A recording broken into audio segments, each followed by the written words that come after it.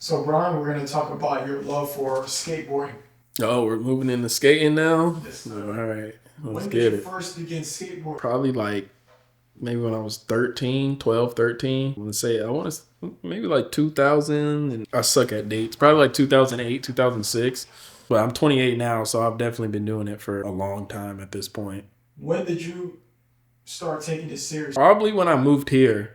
Like I always would try to improve in my skateboarding, but when I moved here and I actually got around a group of people that I was hanging out with every day and we all skated, it was only natural for me to progress further in skateboarding. But it was cool because it wasn't like something that it was like forced. It was just all of us hanging out, having fun, and pushing each other to try new tricks and just go a little bit harder. So When you first started learning how to skateboard, it was probably considered a hobby. So, when did you start taking it as a sport? I still take it as a hobby. I still don't really look at skateboarding. I mean, it's a sport now. You know, it's in the Olympics, and it's always been a sport. It's just in like the category of I guess like extreme sports like BMX, skateboarding, inline skating, things like that.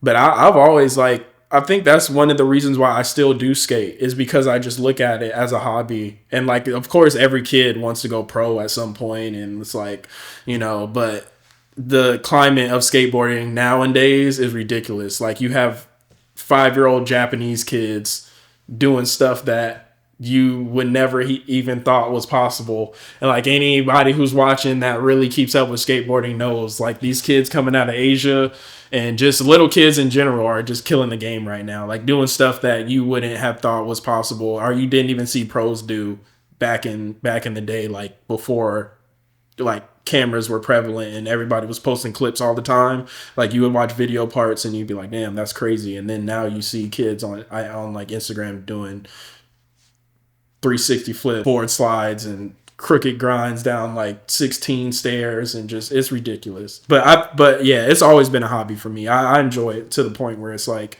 it's a part of me. It's not something that I look at as like for me I never took it seriously to the point where it's just like, oh, like I gotta, it's like not a basketball game where it's like, damn, I didn't put up 30 today, like I suck, like I was on the bench for it. Like no, like there's days where I'll literally go to the skate park and just hang out and just like be there and not really skate too much. But it's my people, it's the culture, is what I'd like to surround myself with.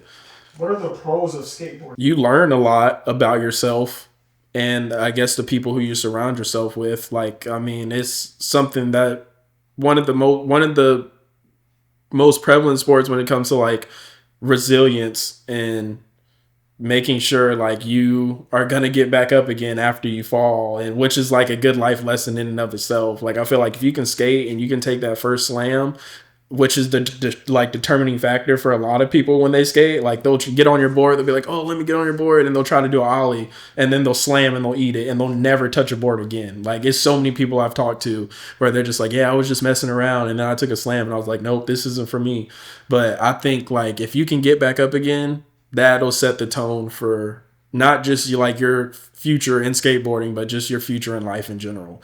Because think about it, how many times do you fall? Like, does the average person just fall on any given day? Probably not ever. So you're going like your whole life, besides like being a little kid and falling and tumbling around or whatever. But once you get like the perception of balance and coordination and things like that, like you're actively avoiding injury for the rest of your life. Honestly, every time you leave the house, the first thought subconsciously is like, I need to make it back home safe.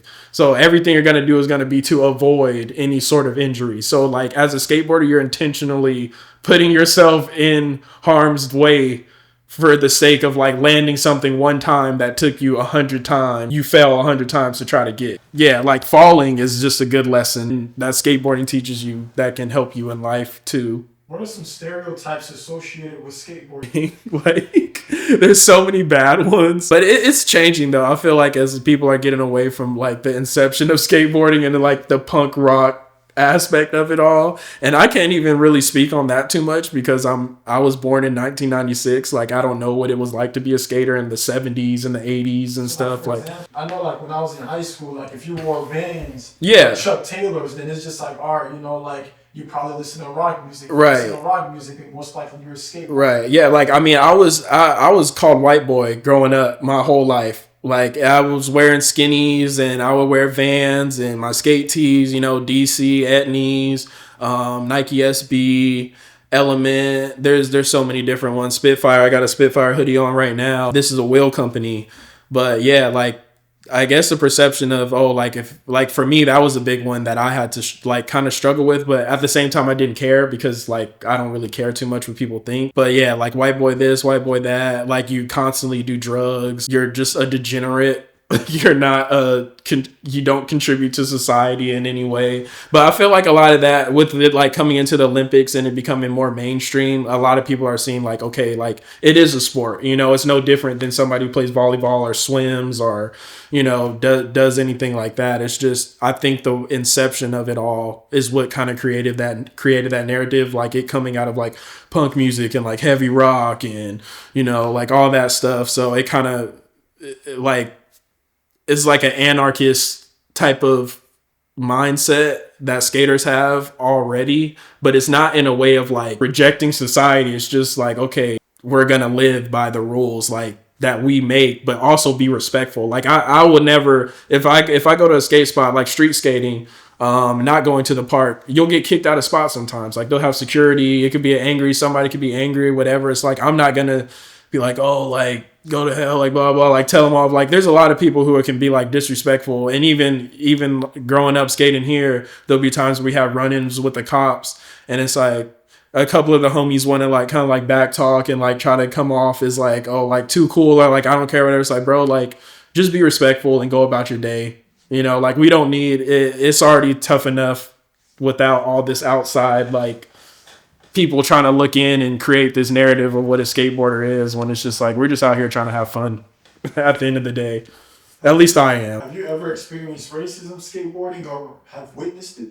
Yeah, that like we were just talking about. I mean, and it's funny because it's like growing up being called a white boy, and now like the current fashion trends that a lot of people have are literally copied off of skateboarders. Like I feel like we set the tone for a lot of fashion trends, whether we get credit for it or not. But like, dude, like there's people out here wearing skinnier jeans than I've ever worn in my life. Black dudes, fucking like skin tight, like like just it's just funny because like SBs, like you can't even go into a retail shop now and buy a pair of SBs like without having like scalpers coming in and buying everything. But it's like these were shoes that weren't even like, there was one day where you could just walk into a skate shop and get the most expensive pair of Nikes that are reselling right now on Go or on Grail or whatever for retail for $100. But it's because of like the influence that we've had in pop culture, I guess, shedding that light on like skateboarding and taking the creativity from it and like taking what they can, extracting what they can from it. Like that's something that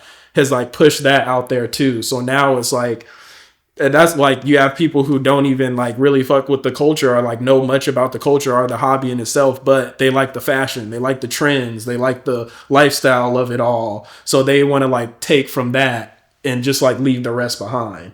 So you being called a white boy, were you offended by that, or was it just something you just learned to accept? It's just something that I learned to accept because like it's, and also, I'm sorry to cut you off. No, it could also come off as racist depending on how they say it. Right. So right, yeah, and I mean, like even like not even like for me, like even like I haven't experienced like too much from a third person point of view. Like I feel like skateboarders are kind of like the complete opposite, honestly, like depending on who the person is, because I've never been in a space where so many different people from so many different backgrounds can come together and just like be chilling, like it's like we've known each other for the rest of our lives. Like I don't know what this person's life is like at home or how their parents have brought them up, but it's like I can be around a Asian dude or a female or Indian or whatever, and as long as we're skateboarding and we're like, that's the one commonality that we all have that brings everybody together. So it sucks like growing up and being in that circle and like having other fellow skateboarders try to like out me or like make me feel ostracized for just growing up doing what I want to do, but this color of my skin is different. So I never really took offense to that in a way that it made me like question myself and like who I was, but it did make me sad in the sense of like these are people who we're all doing the same thing. We're all here for the same thing. We all want You know, I mean, we probably want different things out of skateboarding, but at the end of the day, we're just here to have fun and everything like that. So I can't say that I ever really took it to heart. I just think it's funny to see it come like full circle, and probably the same dudes who were clowning kids like me in elementary and middle school and high school or whatever are like dressing like that and trying to like be a part of that now. I think that's funny to me. It never offended me. I always thought, I was like, wow, like this is really like, this is what we're doing. Is Tony Hawk your GOAT? Nah. Tony's cool, don't get me wrong, but he's not like, because from someone who doesn't know anything about skateboarding, I would assume that Tony Hawk is everybody's favorite skater.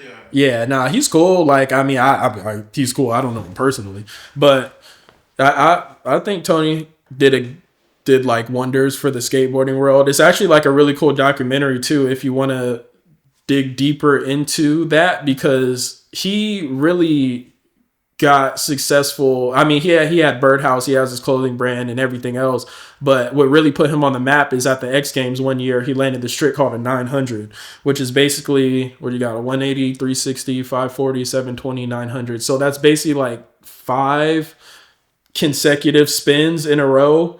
But there's a documentary about this guy from Australia who was, I forget his name, but it's really good. You can look it up. But it was like, he was the one who was originally trying that trick. And so there was a part in the documentary where he said he was training for that trick, and there was a guy from Trans World magazine, which is a skateboarding magazine, who was there filming. He was like Tony's photographer or whatever, or filmer.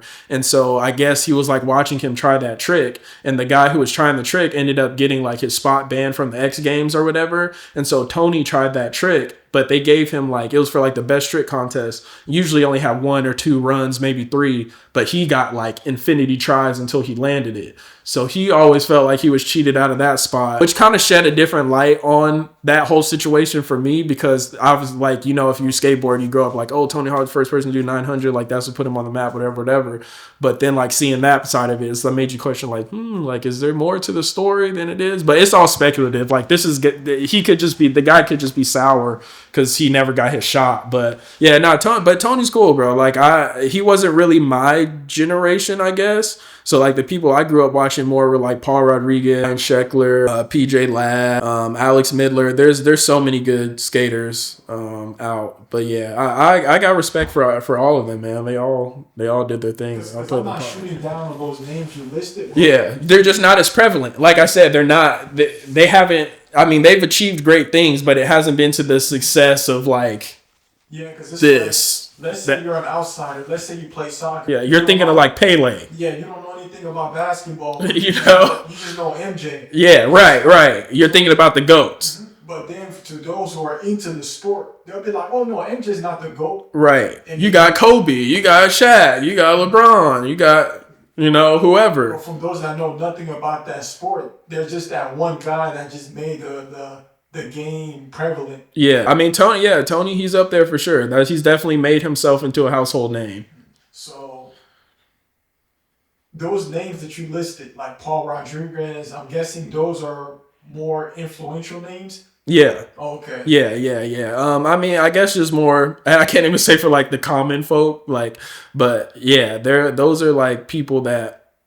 Because just because you're the best skateboarder doesn't mean you're the most influential. Yeah, right. You know, like there's more to skateboarding, and that's like another topic. Like I feel like a lot of people who skate and who are really good at skateboarding, like make that their whole identity, and it's like it doesn't matter how good you are at something if you're an asshole, like if you're a horrible person at the end of the day, the only people who are going to want to be around you are people who think just like you. So it's a lot of people who skate, and it's like a lot of people who own shops and things like that are in this lifestyle, and it's like they think they're too cool for skateboarding, and it just makes them look like a dick, for lack of better words. It's like, come on, bro. Like, it's a toy at the end of the day. Like at the skate park, let's say you're nice at a skate park, you know, for you to be influential, you got to have the personality to go with it. Yeah. I mean, that's anything. It's like it's like when you see a famous artist tell their fan, no, I can't take a photo with you, or I can't sign this autograph. It's like, what, bro? Like, if you can't take 10 seconds out of your day to show appreciation to the person who literally gave you this spotlight, then it's like, what are you really in it for? It's just kind of like blasphemy to me, and a slap in the face of the people who got you in the position that you're in. Because I mean, personality is everything at the end of the day. It doesn't matter how good you are at something. It's like if you're a millionaire, you're going to be a lonely millionaire because nobody's going to want to be around you. I think there was a little controversy with Ryan Sheckler at one point. But not because of like who he is. I think it was more so because there was a trick that he claimed that he did down this famous set called El Toro in California. It's like a ridiculously huge set of stairs, like 20 plus or whatever. But he said he did a certain trick down it called a tray flip, but like the footage never was found or whatever. Like, so it's all like speculation. So a lot of people are giving him stuff for that. But yeah, like Ryan Sheckler, I think he's cool. He had his show on MTV Life of Ryan for a little while. Yeah, and then, like a lot of these guys that, like you say, like only reason you know Tony Hawk and stuff is because Tony Hawk Pro Skater and things. So it's like a lot of these skateboarders who are really good at skating, they are unknown because they never had that like public eye. Are you familiar with basketball like that or no? No, not. I'm trying to like see who's the Michael Jordan of like how you know like the Tony Hawk, like if he's the Michael Jordan, yeah, or if he's not the Michael Jordan, yeah. Or like music, like Drake. Is there like a Drake? Because of like success and he's nice. That would be Nija. Well, I see, but then I can't even say like the nice thing. Like I don't want to get backlash for this. Because if anybody watches this who's like really skating, that like people are weird about that stuff. Like they're like, oh, like not. My voice is in it, but I had that question where it's like, yeah, I mean, you can keep whatever you want. You can unfilter. It doesn't matter to me. I just know people have opinions about certain things, but it's like Nija, like he's the GOAT. Like he's supposed to be like one of the best skaters, and like you don't even know who this guy is. But like that's why we're interested in what you're saying. Like, for example, like in basketball, for instance, because we're basketball heads. Yeah. So it's just like LeBron's the best player right. of all time. Right. Like, Michael Jordan's the greatest player. Right. It's just like he got people wearing his sneakers. Right. You got people who've never seen him play. Right. You know, like yeah. Don't even know he has 6 rings. But yeah. They just know like he's Michael Jordan. But then LeBron's just the best player. Like he could play all 5 positions. He's just the best. Yeah, world breaking stuff. Yeah, but just because he's the best player don't means that he's the greatest. And the eye of the public. So when it comes to skateboard, like where do you put Tony? Like, and like if we had to compare, Tony would be the MJ. Oh, yeah, I mean, I could probably like, yeah, like I could call my grandmother right now and tell her something about Tony Hawk, and she would know who he is. Mm-hmm. Versus me saying like, oh, did you see like Nigel Houston won the X Games or something like that? She'd be like, oh, I don't know who that is, you know. But he could probably outperform Tony Hawk on a lot of levels, even when it came to his own element of like being like one of the greatest vert skaters. Like I'm pretty sure a lot of these dudes who skate street who you don't know who they are could step in that ring with Tony Hawk and probably hold their own, if not be better, you know. But like no disrespect to Tony or no disrespect to any other skater or whatever, but like that's just how I feel about it. I appreciate it. That's what I was going to say. Yeah, but that's like the GOAT of skateboarding. Yeah, I mean that's the household name. Once you make yourself a household name, I feel like you've won. And sometimes I feel like for you to be the GOAT don't means that you're the best. It was just like the perfect timing. You just managed to just get all these people to recognize it was just at the right setting, the right timing. So I just feel like Tony Hawk, he just capitalized on it. Yeah, and he was doing his thing before the whole X Games things. Like he had Birdhouse going on. He was making selling shirts out of his garage and shit. Like he was. Yeah, and it's other aspects of skateboarding too. You know, like you gotta superstar skateboarder, like dudes age like Michael Jackson being in like Jackson 5, and then he becomes like Thriller Michael Jackson. Yeah, it's like a skateboarder where it's like from a certain age, like and then he's been known and like. Dude, that's Nija. Like I would encourage anybody. NYJAH. I would encourage anybody.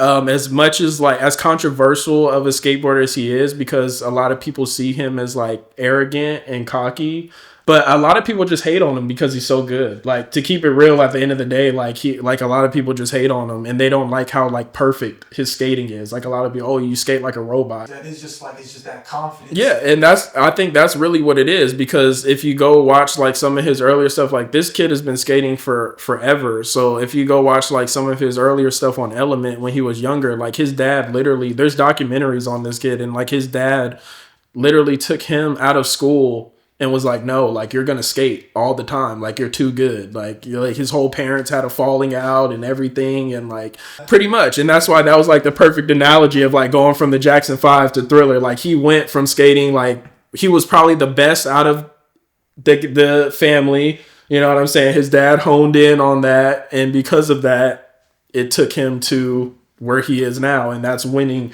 pretty much every contest, every street league contest, every Olympic contest. I think Yuto, this Japanese kid, Yuto Horigame, I think he won gold in this last Olympics. So he's like right on his tail. He's like the Japanese Nigel. Like everybody is kind of comparing the two of them right now.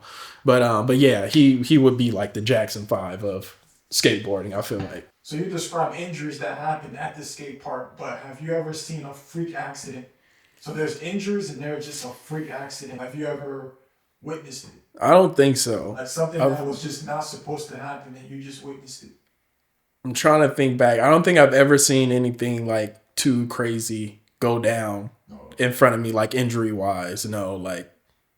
I mean, I've there's been times where like we've set out on a mission to get a trick and like the homie like messed himself up pretty bad, but nothing crazy to the point where it'd be on like scarred or something like that. Like I ain't seen nothing that crazy. No broken bones or. You guys are just chilling and you just hear like a wailing noise and you guys just look and it's like homie down, surgery status. Nothing to the point where it's like we got to rush this person to the ER right now or it's over with. But like a rolled ankle or like something like that. Can you make a career out of skateboarding like full time?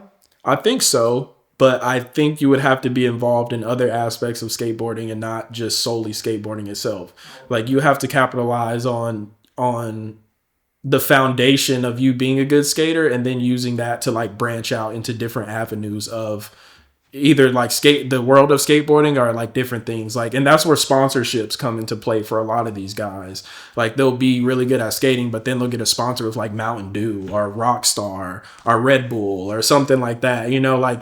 Like it's no different from you being like super successful. If your podcast blew up, what would you do? You would probably start making merch. You would probably start collaborating with other people who make podcasts. You would maybe reach out to company Pepsi, Coca-Cola or whatever and see if you could have a can of Coke sitting on the table and they're paying you for that sponsorship or something. It's like you gotta, but I feel like that's everything nowadays. Like you can't just solely rely on what got you into the game. You gotta be able to keep like expanding on that so you stay relevant. Skateboarding, does it easily translate to other aspects such as snowboarding or even surfing? I haven't surfed.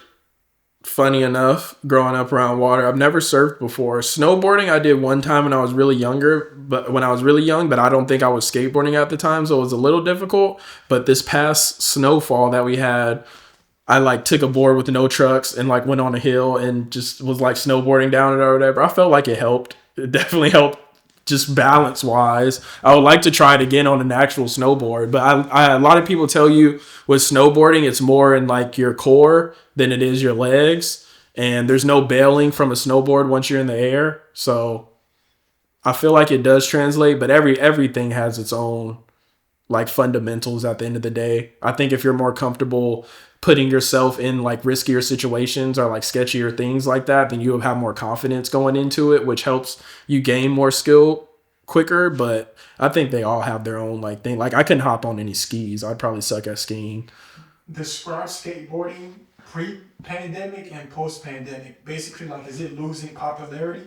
I think it's gained popularity. That's everything. Like ever since COVID, I think everything has gained popularity because people didn't have anything to do other than sit at home and watch YouTube all day. So like that's what got me into manga was probably the pandemic. Well, more because I was like, oh, I'm gonna start collecting manga because it's something I can do. You don't have to be around anybody. Like you couldn't be around anybody. But I think it's gotten more popular because people have been making more content on it, and the younger generation being on YouTube more and stuff like that has gotten into it. So I think it's kind of getting to a point where it's leveling out again. But before the pandemic, I definitely didn't see as much going on in the world of skateboarding that I see now, which is good because I hope that it never like loses its pizzazz in the world. I think skateboarding is great. What type of music do most skateboarders listen to? Everything.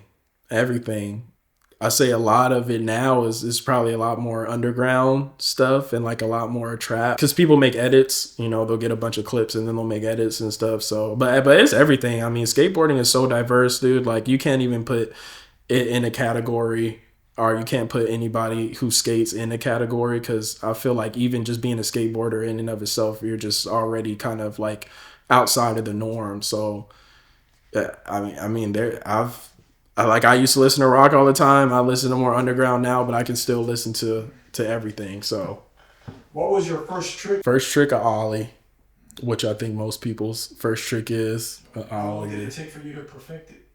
Perfect it? Years for me to land it. It didn't take too long, maybe like a week or anything. Not to sound like cocky, but nah, it didn't take too long. I feel like I always, like, even before I knew I was gonna be a skateboarder, I feel like that was kind of in me to skate. So I was just having fun. Like, it was, if I landed it, I landed it. If not, I never got like too hard on myself or anything. Can you still land most of the tricks that you used to do when you used to be a really active skateboarder? Yeah, for sure. And I still am active. Not just as active, but I probably don't skate as much just because of life and just being older and stuff. It takes a toll on your body.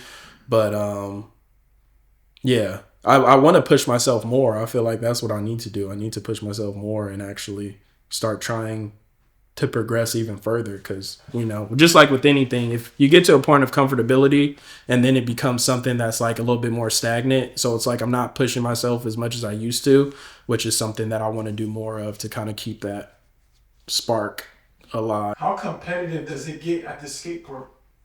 It depends. It depends on if you're there to go hard or if you're there to just kick it. But I mean, most of the guys that I skate with, we it's like friendly competition. You know, like nobody is putting somebody down because they can't let. It's like playful banter. You know, like, oh, like, come on, bro, like, you got that. Like, give it like one more try, two more tries. I feel like that's the good thing about surrounding yourself with people in skateboarding is we motivate each other to be better, but then like that also translates to other aspects of lives too, because that's just like being a good spirit and a good person at the end of the day, to be able to push somebody and want to see them like succeed at what they're doing. And it doesn't matter, like, a lot of people are intimidated to go to the skate parks if they're new at skateboarding, because they feel like, oh, like, I'm gonna be looked at as, oh, like, I don't know what I'm doing, or like, I suck or whatever. But it's like, you got to realize everybody who's at the skate park was in that same position that you were one day. It was everybody's first time at the skate park. It was everybody's first time skating in front of somebody else. And it's like, that in and of itself is almost like a good indicator if you are cut out for skateboarding, because going to the skate park and fighting that fear of like being judged or whatever, which is not true at all. When I see somebody at the skate park and they look like they're struggling, I'm more inclined to help them than I am to be like, oh, look at this guy, he doesn't know what he's doing, blah, blah. Because I don't even know what I'm doing. I've been skating since I was 13. I don't know what I'm doing. I'm still out there trying to figure it out. I don't know. There's nobody in skating that can tell you that every time they jump and flick or go down this rail or try this trick that they're like gonna land it 100. It's all calculated risk at the end of the day, and it's just building confidence. So there's no reason to be intimidated at the skate park. We don't make anybody feel like you're gonna see some dude there that's like ripping and going crazy and doing everything that you wish you could do, but try not to let that like get you down, and just use that as motivation and be like, okay, like, I can be at this point one day, or like ask, you know, like, hey, I'm trying to do this,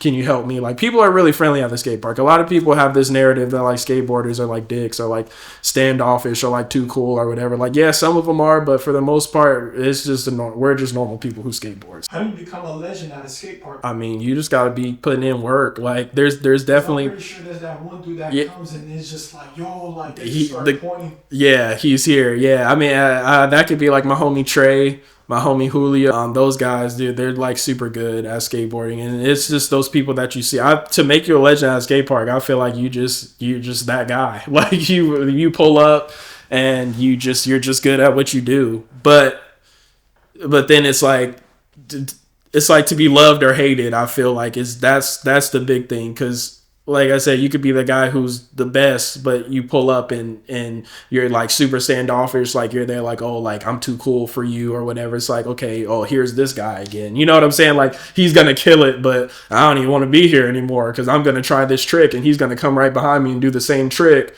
And just because he can, you know what I'm saying? It's like, so I don't know. It's weird. It's weird in that aspect, but yeah, just if you go to the skate park and you're killing it and you go consistently enough, yeah, people are gonna be like, okay, yeah, this guy, he's super good. Do you know anyone that could have made it skateboarding professionally if they would have took their skills seriously? Yes, and I'm looking at the camera for this one. My homie Trig, man, he was the ticket. It was my younger brother, my homie Brett's younger brother. His name was Trig, and he was super good. He just started skating with us randomly. I think he was maybe like 4 years younger than us. But yeah, he was super good. And we always joked about, there's this skate company called The Barracks. There's a website back in the day called The Barracks. I don't know how active they are now. Like the guy who founded it, Steve Barra, he went off the rails or whatever. But we would be like, yeah, man, he's our ticket to The Barracks, blah, blah, blah. But he got into like Fortnite and everything when that first came out. And that just like took over his life. And so, yeah, like he popped out every now and again, but nah, it was never the same. He was a ticket, bro. Yeah, Trig, bro. He was so good and he was so young. Like, and it would be funny because his brother low-key be hating on him. It's like, but we'd be like, yo, where's Trig at? Where's Trig at? Like, so he would feel some type of way, but nah, he was definitely the GOAT for sure. How has social media platforms transformed the skateboarding industry? Man, social media has played a crazy impact on skateboarding when it comes to dropping parts and like clips and stuff. Like, nope. Like, there's people who will post on Instagram tricks. They'll make like a little edit, 30 seconds, whatever. And it's like they're doing tricks that people would have saved for their parts of like actual like videos that like a team was putting together. So like there's this guy, Forrest Edwards, like he'll go to 18 stair sets and like massive handrails and just like do tricks and just post a little 10-second clip. And like somebody's like, bro, like you could have posted this for your ender in a video part. But it's like the accessibility of just being able to film and just do something and not have anybody there, not have to have like all this crazy equipment. It just made everything so much more instantaneous. And you can see like I said, like all the Japanese kids who have just been going crazy lately, like that's not something that we would have been able to see back in 2005, 2000, like even like 2010 or whatever, before Instagram and stuff, because you just weren't exposed to that side of the world. Like you weren't exposed to that aspect of skating, and there could have been kids out there still doing crazy stuff like that. We just never known. But yeah, social media has played like a crazy role in skateboard. I mean, it's helped though. Like a lot of companies have been able to get more eyes on them, which is good because I'm sure it's kept a lot of companies afloat. Skateboarding is one of the hardest businesses to get into, I think, like, you know, especially having like a retail storefront, a skate shop or something. Like if you're not really well known in the area or you don't have that support behind you, it's a hard business to make it in. So did you ever watch Ridiculousness? Yeah, How for was sure. Rob Dyrdek as a skateboarder? I think Rob's super cool. I don't know him personally, but from Rob and Big, from Ridiculousness, from Fantasy Factory, like that was the jam growing up, man. That's how I even got to know who Rob Dyrdek was through Ridiculousness, and then I found out that he was a skateboarder. So it's like, Yeah. oh. I know this is gonna go off topic, but I heard him and that one dude had a fallout. How did it? Big Black, Yeah. Him and Big Black, yeah, RIP. I think it came down. There's a YouTube video you can watch if you want to know more about it, but I think it came down to like discrepancies with money and stuff and like creative control. I think like the first season of Rob and Big, they were like more on terms of better terms of just like creative control and things like that. But as they gained popularity and, you know, money became a bigger factor, I think that drove like a bridge between the two of them. But he said it, he was like, you know, like we're still cool. Like it was no beef or anything. It was just got to the point where a lot of things, it's like a famous band and somebody feels like they're better than the other people, so they want more of the spotlight on them, but they forget like, okay, we all came in this together, you know. Like I think that's what that situation was. But yeah, I think he's still a good person regardless of everything. That's what got the show. I think that might, they didn't say that's what it was, but the last episode, Big Black had a baby. Yeah, he had a daughter, which he really did have a daughter, but I think they used that as a way to transition into like Fantasy Factory and just kind of, but then Big Black ended up coming back to Fantasy Factory. I think like season 2 he came back, and then the show got way better in my opinion, because that was like half the fun of Rob and Big was Big Black just going crazy, like doing his thing. Have you ever had to train someone how to skateboard and they ended up being better than you? No, just not like teaching. Like I just don't teach very well. Yeah, I don't think I'm a very good teacher when it comes to like translating skateboarding, because it's kind of like a feel thing. Like it's easy to teach somebody the fundamentals, I guess, but if they don't have like the natural balance and willpower to actually commit to trying to learn how to skate, it's hard. It's not like it's like kind of it's probably comparable to teaching somebody how to play music. You know, it's like it more so falls on this other person. Like I can only tell you what to do so much, but after I go, like you're still gonna have to be putting in this work, like outside of this lesson or whatever. What do you feel like your legacy is at the skate park or at the skate parks that you went to? Like, what legacy did you leave behind that just got people thinking about you? I don't know. That's one for the people right there. Yeah, it's the people on that one, but I don't know. I just try to be cool. I just try to be a good guy. I'll leave stuff at the skate park that I don't use anymore. Like if I have old shoes. Like for example, there was one time I went to a park to play basketball with someone, and we played 1-on-1. But regardless of who won or who lost, like I remember that person for picking up trash before they left. Yeah. So now I'm thinking like they're just a generally good person. Right. Because, I'm seeing, that he's a caring person. Right. So outside of basketball. Mm-hmm. Yeah. So I'm assuming that's probably something he does every time he leaves that park. Right. Or just parks in general. It's just like just making sure like, these settings are clean. Yeah. So same thing with you. Do you feel like, you left certain legacies? I don't know. I mean, if you saw somebody, I don't think they would have the worst things to say about me. But intentionally, no. Like I don't try to leave some sort of impression. I just try to be a good person. Like I just like if I have old stuff, I'll leave the old stuff at the park. Because with like our shoes, there's 2 stances in skateboarding. You're either left foot forward or right foot forward. You can skate switch, which is your opposite stance. It's a little harder. But usually one shoe out of the 2, like if you notice somebody who's a skater, one shoe will be more beat up than the other one. So I'll leave like a pair of shoes because I'm left foot forward. So I skate with my left foot, which is like my foot that I flick with. I do kick flip with. I do most of my flip tricks with. So this will be the most beat up one. And then I'll probably have like a pretty good, perfectly good right shoe. So I'll leave that. Like somebody at the park who skates goofy can use that. So I don't know. I don't. feel like that's a legacy right there. Yeah, but it's like I don't think like you could go to the skate park and be like, oh, like what is Brian known for? Like, oh, he leaves shit all the time, blah blah. Like I don't think anybody would say that because I don't like really like make it known. Like I kind of just leave it there and go. Like that's exactly what I wanted to hear. Like something like protocol that you did that kind of just like left a legacy somewhat. Yeah. I mean, I don't think anybody would have anything bad to say about me if you asked them at the skate park. Legacy wise, I don't know though. Last question: what will the future of the sport be in the next 10 or 20 years? That's hard to say. I think it'll become more popular with younger generations getting into it. I mean, there's schools for skateboarding now. Like there's people who have clubs, like after school programs dedicated to skateboarding, which is something like I never would have thought would have been a thing. Like I said, there's schools specifically for skateboarding where you go to class and you skate in between class and your extracurriculars revolve around skateboarding. But I think it's just going to get more popular, and I hope it stays pure. Like it doesn't just become another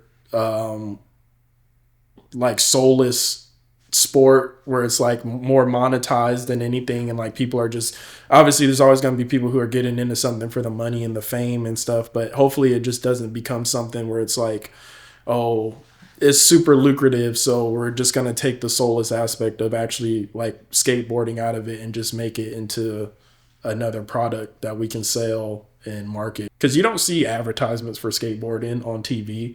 Like I don't know if that'll ever be a thing. So it'll be interesting to see how it all unfolds.